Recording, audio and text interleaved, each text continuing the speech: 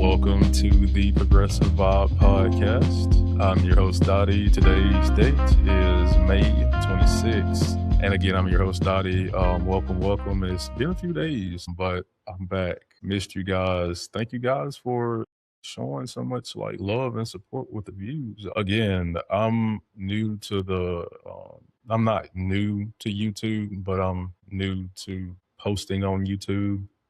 So seeing those views, considering, this is like my first go around, it's very cool to see. It's very cool to see. And I appreciate you guys. Before we get into today's content though, I wanted to say, please, if you have not subscribed, like the video, you subscribe. It's free, doesn't cost anything. And also, in the link in the description is my link tree and all of my other socials.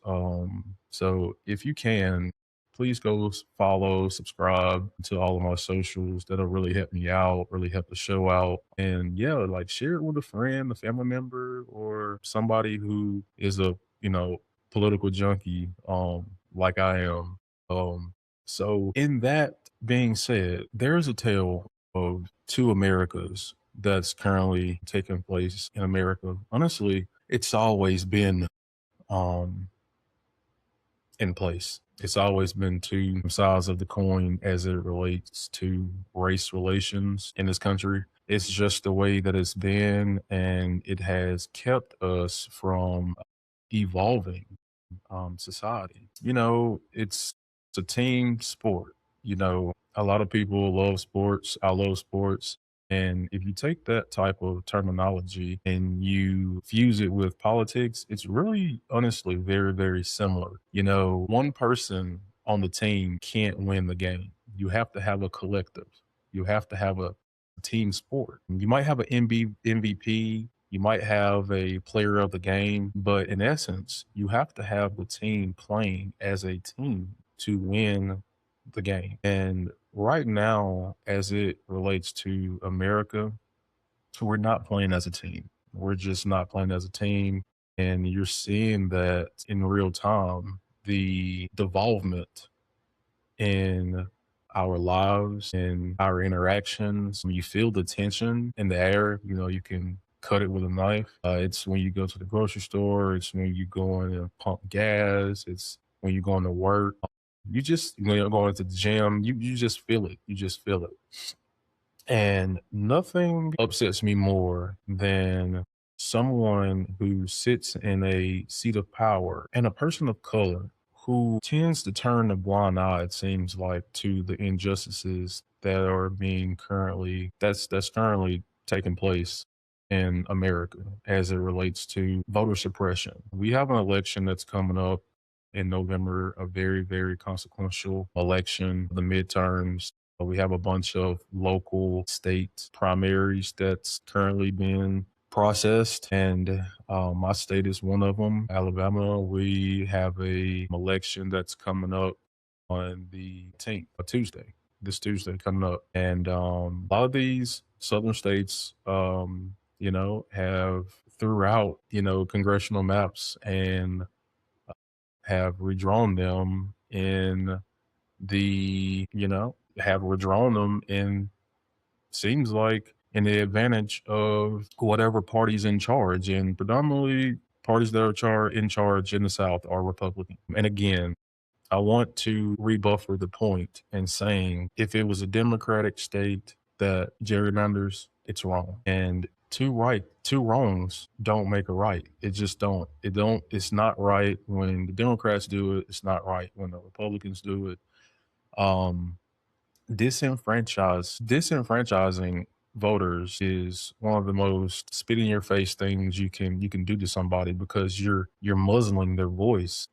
Everybody can't sit in Congress, but we all should have a seat at the table.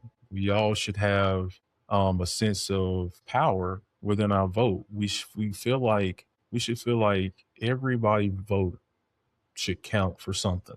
You should be heard. I mean, we are all living in this world together. We all have similar problems and concerns that are in our everyday lives. And it's not fair if one side of one side of civilization is able to prosper while the other side has to, barely even get breadcrumbs. It's not the reality that I feel like we as people should be accustomed of living. I feel like we should make a whole world, and we have to start within our country, obviously, but we have to create a whole world, a whole environment that's going to be beneficial for every American, no matter who you are. It's just that simple. And I just think we've got so far away from that, and we are backtracking in a way that it's just alarming. It should be alarming to everybody. And I don't want it to feel like that it's just too late for people to just then start waking up to the fact like it has to personally affect you. It has to personally affect, you know, somebody who you care about, somebody who you love in order for you to join the team. How about like let's just be on the team because it's the right thing to do. You know what I mean? Like it's just weird that, again, I just want to before we get into the content, I'm just ranting right now because like I just feel like sometimes I'm speaking in like a void, like a black hole. And I feel like it sometimes it's just like nobody is like listening. Like we have to look beyond the political lens and like realize that we all want the basic necessities to maintain a decent way of living. It shouldn't be rationalized. It shouldn't be like, well, some for you, nothing for this person, and all for a fraction of the country.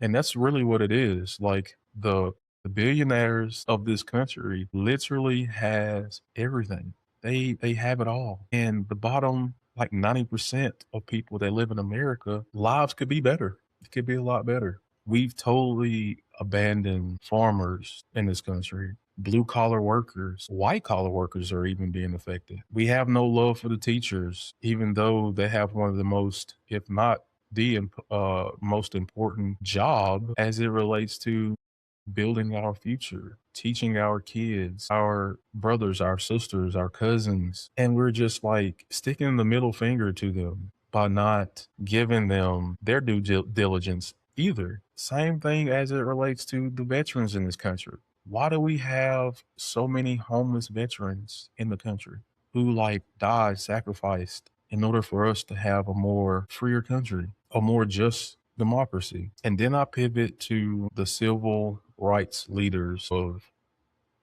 this country who sacrificed it all for the rights to vote, to have that constitutional right as a person, to have that freedom, to actually fulfill that democracy. They suffered brutality, unnecessary, severe brutality. And I'm pretty sure they're like rolling over in their graves looking at the United States of America in 2026 and seeing us just backtrack as a country. And I wouldn't blame them. All that sacrifice, all that hurt, all the tears, all of the blood, just to be free, just to live decent, just life. Because we have people in this country who are so power hungry, who are so racist, who are so hateful that in order for them to prosper even more, to get even more richer, they want you to become poor. They want your living conditions to go deeper in the pit. They want you to get that second, third, fourth job just to make it by. They want you to have to debate on what bill of the month that you're going to pay and what bill that you're just going to have to do without until your next pay, or how much food that you have in your fridge. And don't even get me started with people who have entire families, kids. It does not have to be this way, but we have to come together as a collective. Okay. We have to come together as a collective, as a team to win this game. Because even though it's not a game, the people that are in these positions of power who are pulling the levers of what me and you do surviving, they count on us to be at each other's throats. Because as long as we're distracted, they're going to keep on running to the bank, cashing out. They're going to keep cashing out on our miseries, on our culture war fights that we seem to just love to get in. We love to get in these useless culture war fights. Because of what? Because it makes our ego feel good? Or we're giving it to that person because they're a liberal? Or we're giving it to that person because they're a Republican, and not looking at the humanity side of it. We all brothers and sisters. We all have more in common than don't. And just because we do stuff differently does not mean that we're not the same. I bleed the same color you bleed. I want my family to be took care of just like you want yours to be took care of. I want to live a decent quality of life just like you want to live a decent quality of life. And so the tale of two Americas has always been that, because on top of a racism thing, it has always been a class war thing. The people at the top seem to get richer on the working poor middle class of this country, the backs. And I'm tired of it. I'm tired of seeing people who I know and don't know worrying about things that they should not have to worry about. You're a decent person in this world. You try to play by the rules.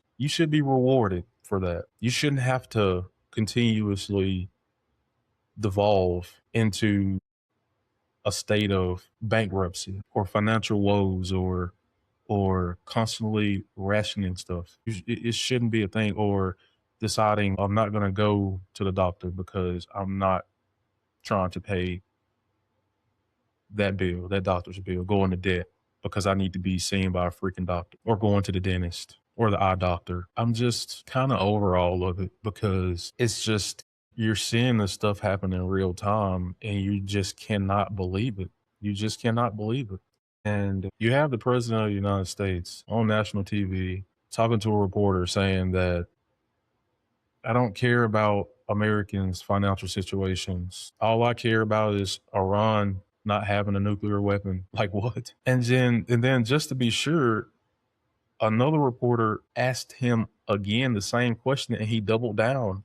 He doesn't give a shit. He doesn't give a shit about you. He doesn't give a shit about me. When he went to China to go talk to Xi Jinping, the president of China, did you see who he had with him? Had all his billionaire buddies, Jeff Bezos, Elon Musk. You think they were representing the average American person interest? Hell no. The guy only is interested in furtherly enriching himself and his family and his rich buddies. He doesn't care about the average person going back and forth to work and dealing with these high ass gas prices. He doesn't care about inflation. He doesn't care about eggs. He doesn't care about beef. He doesn't care about how much shit is in the grocery store, even though that's what he ran on in the campaign. But now you're seeing in real time how much he gives a shit. He doesn't. And so what else is he going to have to do to get you to realize? And I'm talking to the people out there that are just so hell bent on worshiping this man.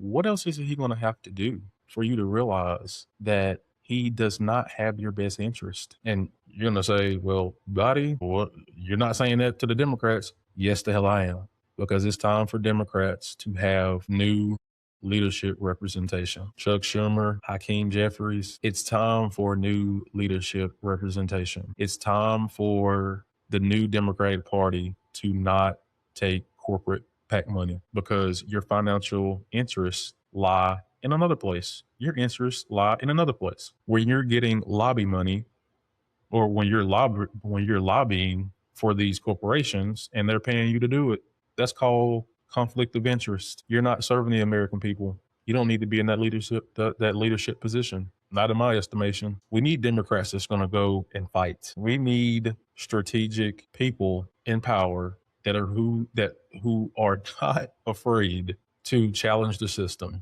But it's hard to challenge the system when you're getting paid and profited by the system. And that goes for Democrats and Republicans. Being a congressman or a woman is, to me, a badge of honor, because you're duly elected by the people of that state to send you to Congress, because they believe in you, because they trust in you, because you said things to them that gain their trust. And then when you're in there, all of a sudden the goalposts move. All of a sudden the goalposts move but you just expect, because we're the Democrats and we're not the Republicans, we're not part of the MAGA party, you think that's just enough because you just say the right things. But talk is cheap.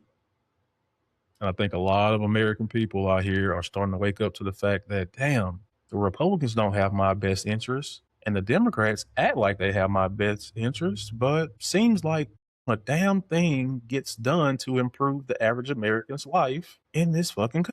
But yet we keep seeing polls about the majority of people want universal pre-K. The majority of people in this country want a higher federal minimum wage. The majority of the people in this country want universal health care. But time and time again, it seems like there's always a debate about it. And the can gets kicked down the road over and over and over. And then it festers. And then the people become so mad that while it's festering, other stuff pop up, like culture war debates. And we get in that rabbit hole for years. And a whole nother presidential cycle goes by.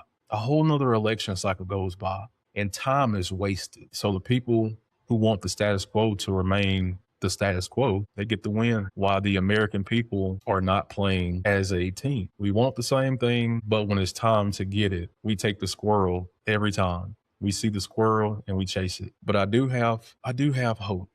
I do have hope. And I see it every day. I see it every day. More and more people who didn't even give a damn about voting, all of a sudden now they're registered. All of a sudden now they're researching. That's what gives me hope. So that is my almost 30-minute rant. And I want to speak on going back to the civil rights and the, again, unfortunate decision that the Supreme Court made as it relates to the Voting Rights Act in this country, furtherly gutting it, in my estimation. We have this gentleman, black man out of Texas. He's a congressman who seems to be steeped in ideology. And honestly, it just seems like he's brainwashed. Could be a lot of self-hatred that he has for himself. I don't know. I'm going to let you guys decide on that. But he is discussing civil rights and Jim Crow, and he appears to have no type of historic or current knowledge of the state of Americans or America and race relations in this country. So let me pull this up. Give me 1 second. I'll show you guys this right here. Okay, here it goes. All right. So this is from This is from Don Lemon's show, the Don Lemon Show. Yeah, I watch Don a lot because he's independent now. He's on YouTube. He's not working for the corporate media known as CNN anymore. So he has more freedom, and he just tells it like it is. And that's why I'm hoping that independent media becomes the forefront that it needs to become as it relates to getting the type of news that the American people seem to want. And it shows it in the numbers also too. But again, this is Don Lemon discussing the Wesley Hunt clip. He's going to play the clip. So here we go. This is Wesley Hunt. He's a Texas congressman. I'm seeing a lot of talk from my colleagues on the left too, as we shift toward this reinvigorated talk about Jim Crow and the past of this country. And as someone who is a direct descendant of a slave, as someone whose great-great-grandfather was born on a plantation, I can assure you slavery is over. Jim Crow is dead. When I go anywhere, I don't see any white-only signs. I don't, I promise you. I am a black man that represents a white majority district in Texas. The great-great-grandson of a man born on a plantation stands before you today as a proud conservative Republican from Texas.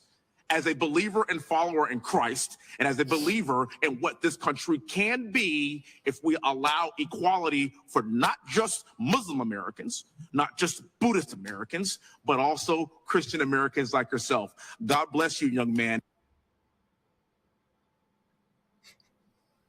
Now, you know what the folks would be saying. I know what folks are saying. You guys are going, this, you know what? Tell me in the comments what I'm saying. When this, what are you talking about? What kind of self-hatred, self-hating person could even think that?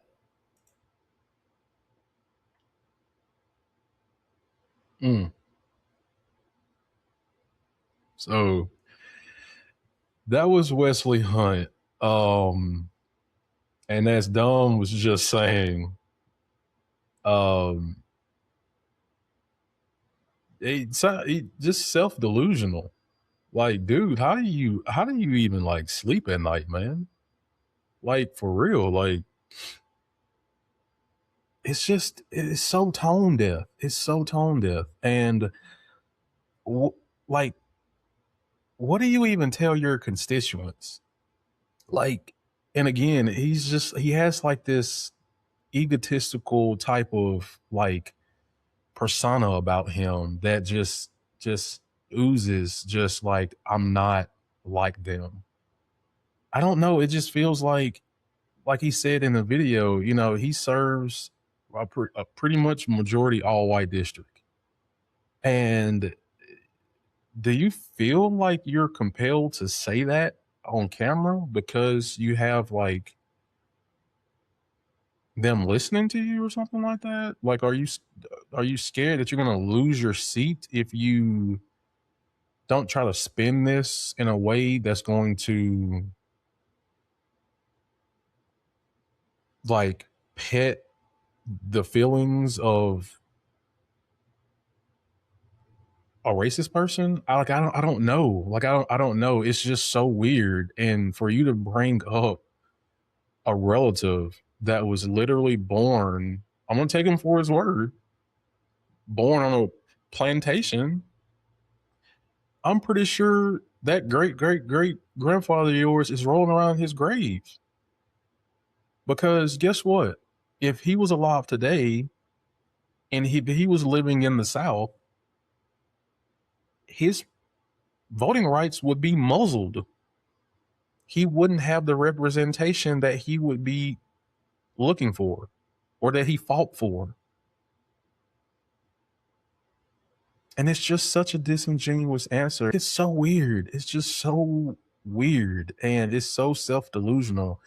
And I feel like people like him are a part of the problem.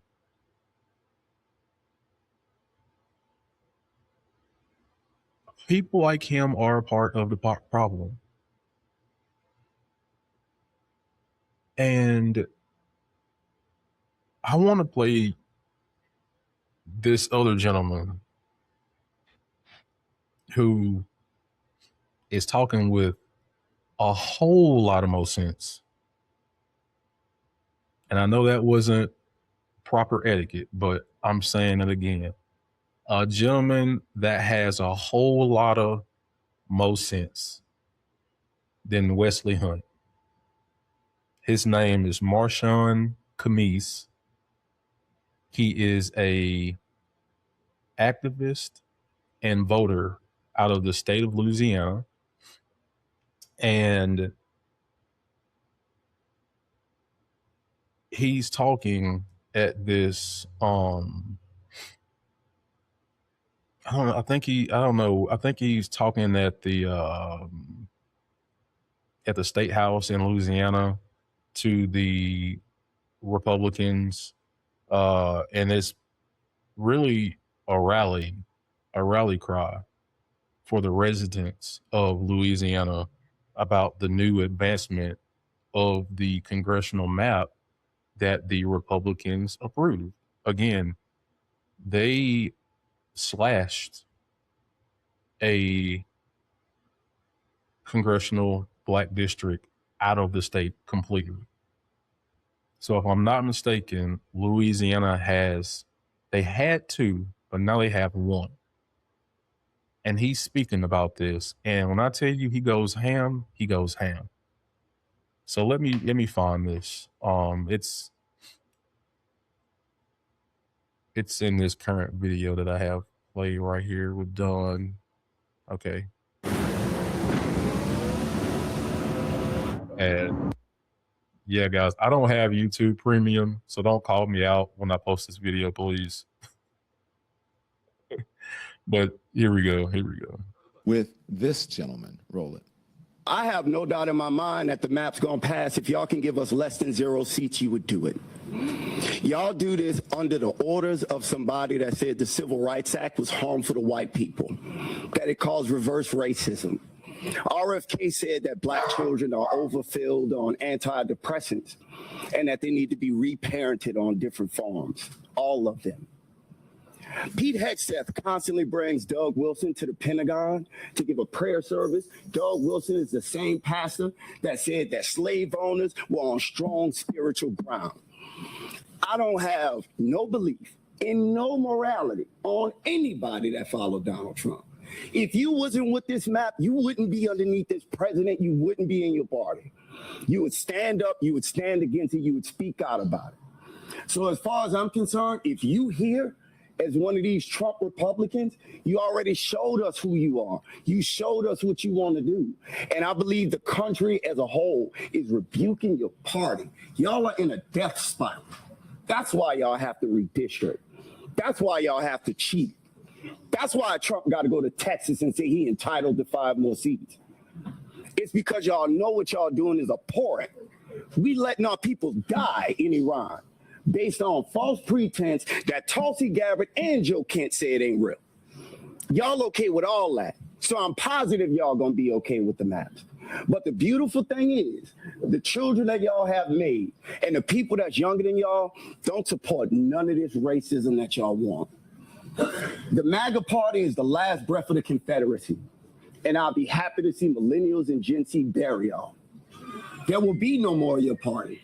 The midterms gonna come, y'all gonna get wiped out. Trump gonna get dragged out of the White House, and I'm gonna love every second of it. Because y'all loved every second of the suffering that he caused to everybody in this country. And worldwide, we starve in Cuba. We bomb Nigeria. We hold in Zimbabwe and Zambia hostage for their minerals. We don't want to give them aid support. The pro-lifers that say all life is special, y'all letting kids die of AIDS. What part of your Bible say that? Point out the scripture. I think everybody would love to see it. And we would love to see y'all in the midterms. Someone needs to sit Wesley Hunt down with this gentleman to have. I agree. Somebody needs to sit Wesley Hunt down with Marshawn. People like Marshawn are the ones who needs to be in Congress. And the people like Wesley Hunt don't need to be in Congress. Now, that's the type of representation I'm talking about right there. And if you separate the color from what he was talking about, just separate the black man from it. Because I know a lot of people out there, they listen to him and they only just see skin color. They only think that he's talking about representation just for black people. And he's not. Just like when I hear Senator Bernie Sanders speak about issues, I don't think he's talking about for just white people. I think he's talking about everybody. It's all about the message. It's not about the messenger.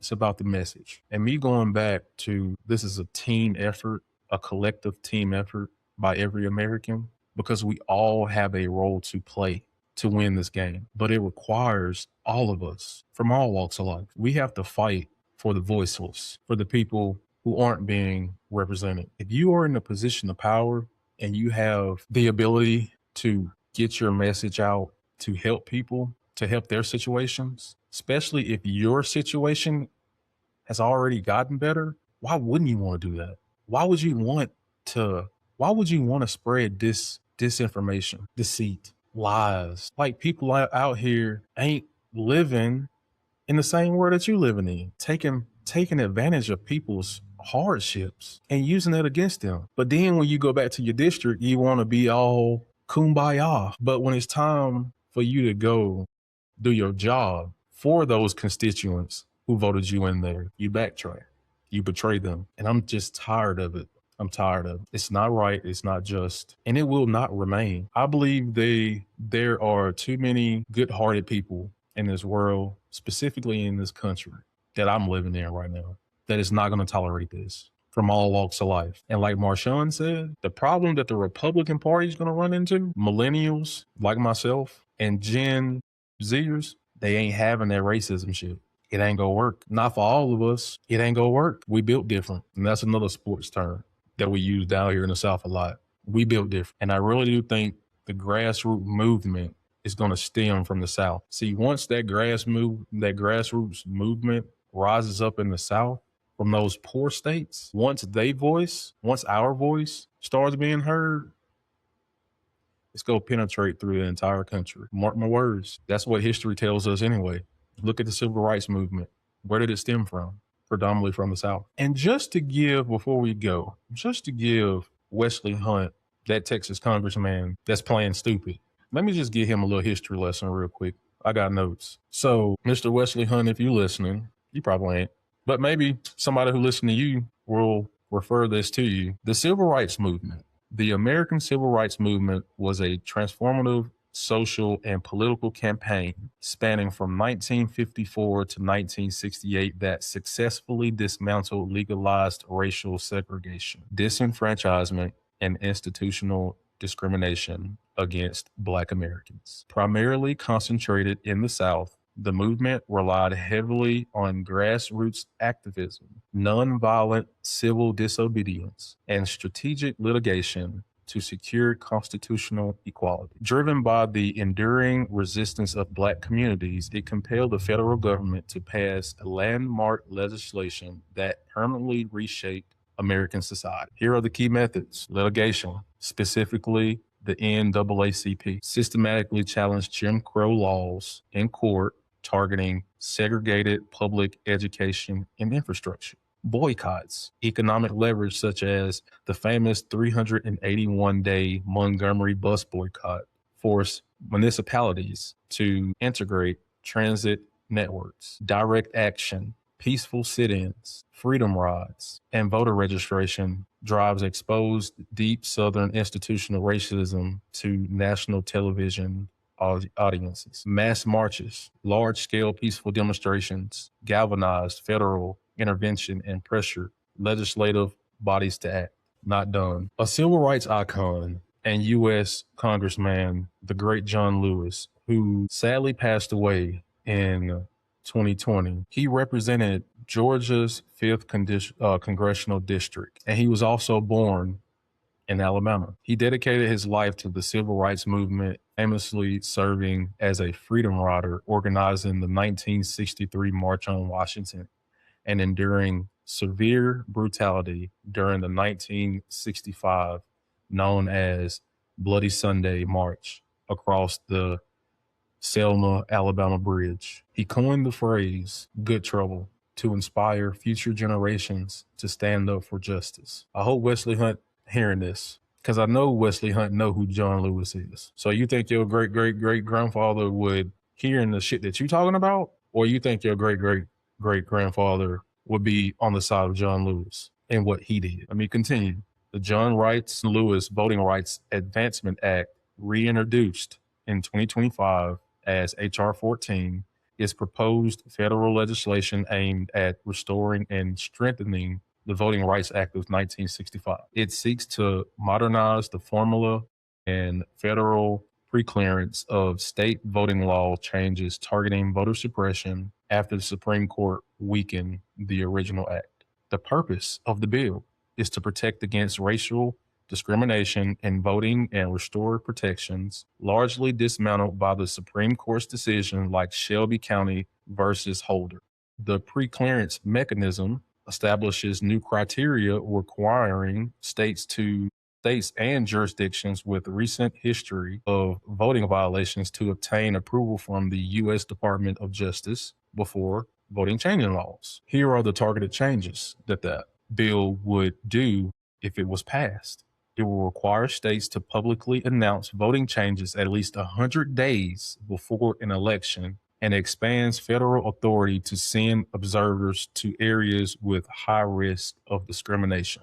Lastly, but not least, the current status of the bill was reintroduced in the House on March the 5th by Representative Terry Sewell, our representative out of the state of Alabama, my state. And in the Senate, it was reintroduced on July 29th, 2025, with strong Democratic support. Republicans voted against it. Again, this bill makes our elections freer, fairer, protects people's voting rights all in one, not just white people, but the equality of people. The bill will sponsor everybody because we all deserve fair representation, not just white people. So Wesley Hunt maybe could learn something from Marshawn, or if he listens to the podcast, maybe he'll learn something. Or just maybe he chooses to play dumb because he already has what he has, and that's that seat at the table.